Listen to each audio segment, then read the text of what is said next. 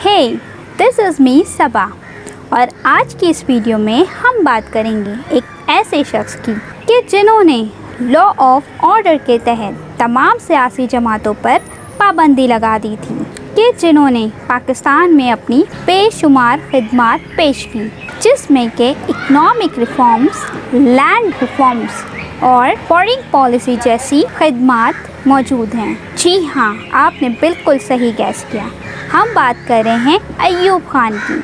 आज की इस वीडियो में हम बात करेंगे अय्यूब खान की, यानी कि अय्यूब खान कौन थे और उनका किरदार पाकिस्तान से रिलेटेड क्या था।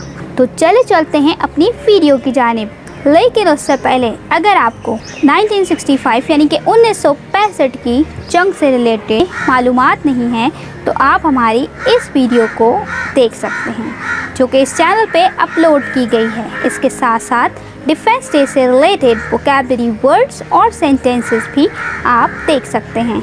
इसके साथ साथ इंडिपेंडेंस डे से रिलेटेड वोकैबुलरी वर्ड्स और सेंटेंसेस भी आप देख सकते हैं। तो चले चलते हैं अपनी वीडियो की जानिब। बिस्मिल्लाहिर्रहमानिर्रहीम एंड अस्सलाम वालेकुम and welcome to this channel, जिसका नाम है पढ़ाई घर बने मिसाल पाकिस्तान की, क्योंकि अब मुल्क को बेहतर बनाना है।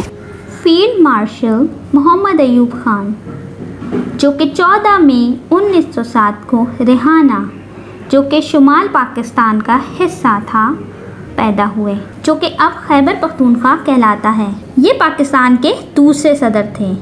वो एक आर्मी जनरल थे जिन्होंने 1958 में एक बगावत में पहले सदर सिकंदर मिर्ज़ा से सदारत छीन ली, जो कि मुल्क में पहली कामयाब बगावत थी। अय्यूब खान 1958 to 1969। बैकग्राउंड, पस मंज़र। 1958 में अय्यूब खान ने पहला मार्शल लॉ का मुज़ाहिरा किया। वो अज़दवाजी कानून के मुंतज़िम बन गए थे। इसके बाद उसी साल उन्होंने जिला वतन किया और सिकंदर मिर्ज़ा को सदर पाकिस्तान का ओहदा छोड़ने पर मजबूर किया। ये अय्यूब खान की आमरीत मुल्क में बराह रास्त हुक्मरानी का पहला दौर था। रोल ऑफ अय्यूब खान, यानी कि अय्यूब खान का किरदार। 1958 के लॉ ऑफ रेगुलेशन के तहत अय्यूब खान ने तमाम सियासी जमातों पर पाबंदी लगा दी थी। 1959 में अय्यूब खान ने पहली आईनी इस्लाह मुतारफ़ करवाई। बुनियादी जमहूरियतों में इस्लाहात का हुक्म दिया, जो कि 4 दर्जे का निज़ाम था, दैट इज़ 4 टायर सिस्टम।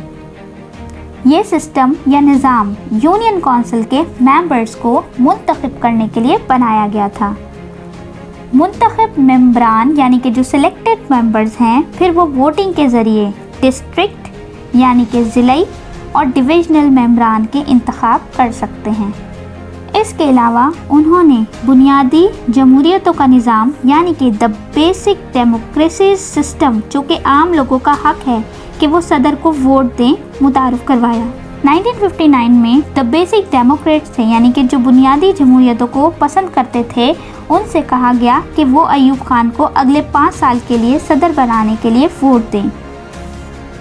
उस वक्त तकरीबन 95% यानी कि फ़ीसद लोगों ने, जो कि डेमोक्रेट्स जमहूरियत पसंद थे, उन्होंने अय्यूब खान के हक़ में वोट दिया और वो सदर बन गए।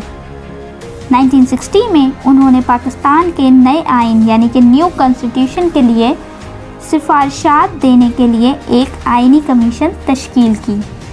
1962 में अय्यूब खान ने नया आइन यानी कि कॉन्स्टिट्यूशन पेश किया, जिसके अकॉर्डिंगली उस कॉन्स्टिट्यूशन यानी कि आइन में कहा गया कि ये मुंतखब जमहूरियत यानी कि इलेक्टेड डेमोक्रेट्स एक कॉलेज तश्कील देंगे, जहां पर इलेक्शंस होंगे, जो कि सदर, सूबाई और मरकज़ी लेवल पर सिलेक्टेड किए जाएंगे।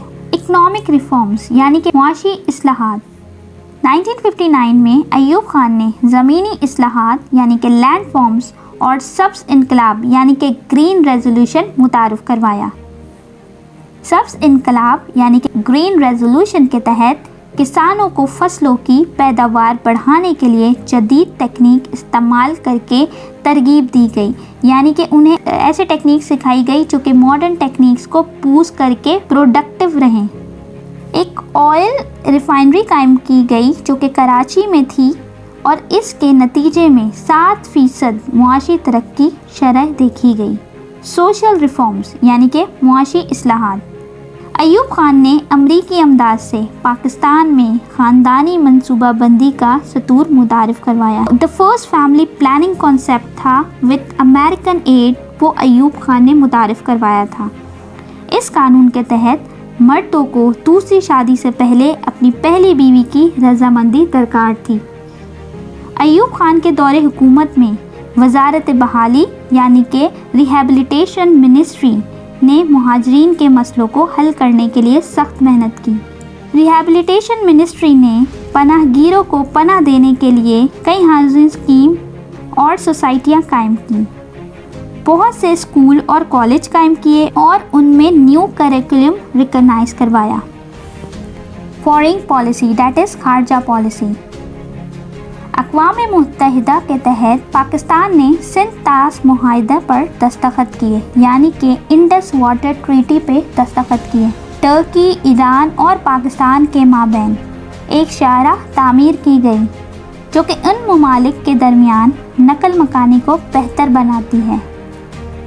1965 میں ایک ایسا ایگریمنٹ سائن ہوا جو کہ پاکستان اور بھارت کے درمیان جنگ کے مسئلے کو حل کرتا ہے، جس کا نام ہے دا تاشکند ڈکلیریشن۔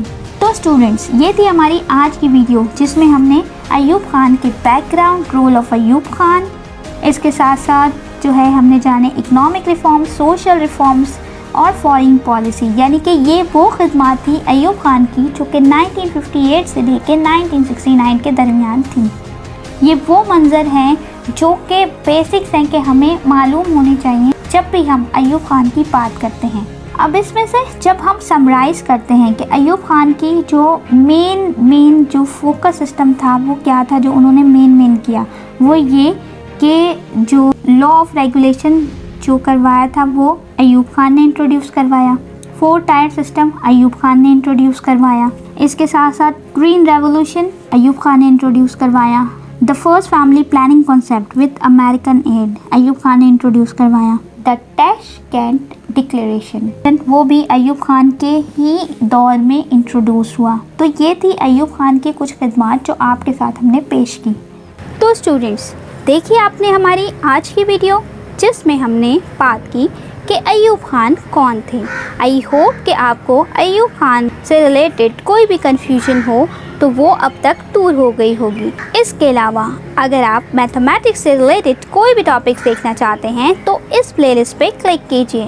اگر آپ اردو سے ریلیٹڈ کوئی بھی ٹاپک دیکھنا چاہتے ہیں تو اس پلے لسٹ پہ کلک کیجیے۔ اپنا بہت سارا خیال رکھیے گا اور اپنی دعاؤں میں ہمیں بھی یاد رکھیے گا۔ اللہ حافظ۔